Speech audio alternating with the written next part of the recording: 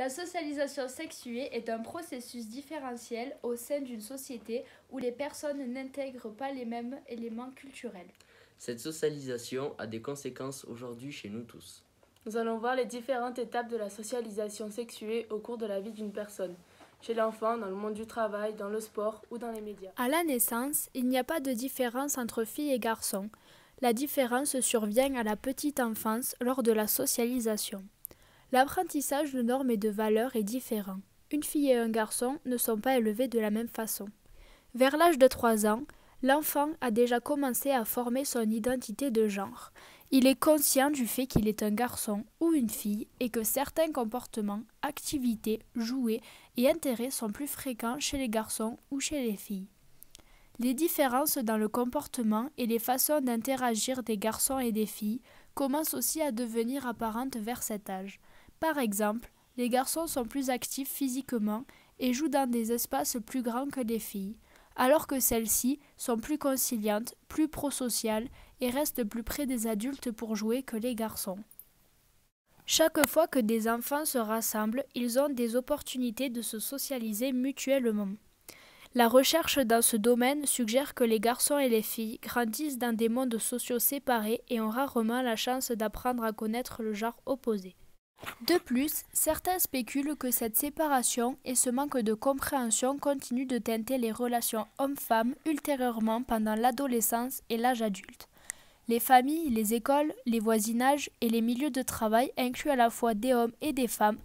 Pour réussir dans tous les milieux dans lesquels ils se retrouveront, les enfants doivent être capables d'interagir efficacement et d'établir une relation avec des individus des deux genres. Aujourd'hui, dans nos sociétés, selon les statistiques, des métiers sont beaucoup plus exercés par des hommes et certains au contraire par des femmes.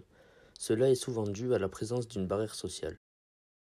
99% des diététiciens et 98,2% des aides-ménagères sont des femmes. A l'inverse, plus de 99% des conducteurs d'engins ou ouvriers du bâtiment sont des hommes. Dans certains pays où l'inégalité des sexes est plus présente, des métiers sont carrément interdits aux femmes car elles n'en sont soi-disant pas capables. Il s'agit d'une barrière légale. Par exemple, au Japon, les femmes ne peuvent pas faire de sushi ou encore en Moldavie où elles ne peuvent pas conduire de bus de plus de 14 places. On constate également que les postes les plus qualifiés ou gradés sont plus occupés par des hommes. En effet, prenons l'exemple du président de la République. À ce jour, en France, aucune femme n'a été présidente. C'est également le cas chez les ministres. Rares sont les périodes où il y a eu autant ou plus de femmes ministres que d'hommes. Dans le monde du sport, il est facile de constater que certains sports sont bien plus pratiqués par des filles et d'autres par des garçons.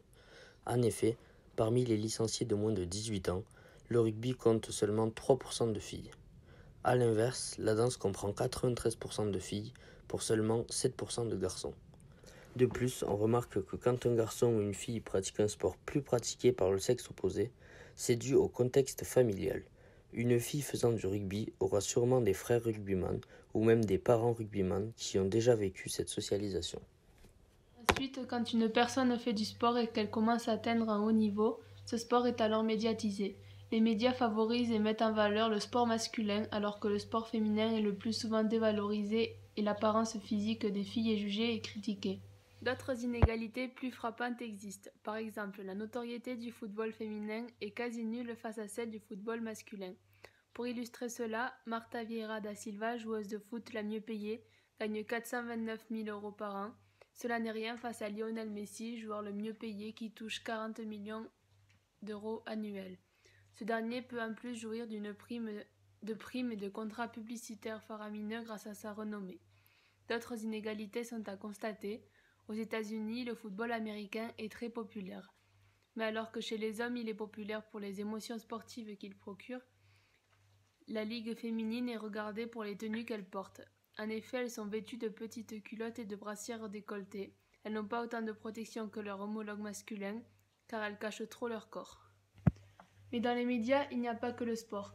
Les femmes sont dévalorisées dans plusieurs autres domaines, même dès l'enfance.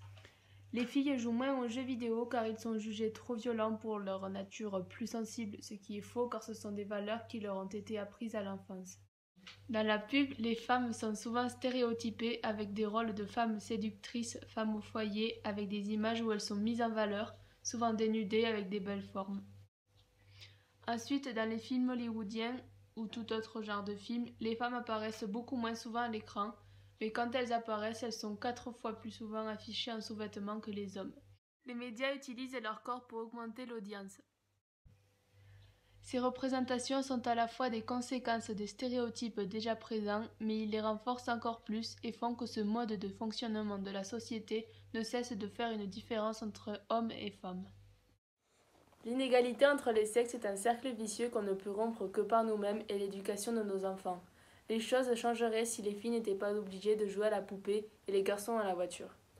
Tous les métiers les plus effectués par les hommes proviennent des jouets qui leur ont été donnés à l'enfance et de même pour les filles. Nous voyons que les inégalités transmises à l'enfant se retrouvent dans la vie adulte, dans les médias, le sport ou même le monde du travail.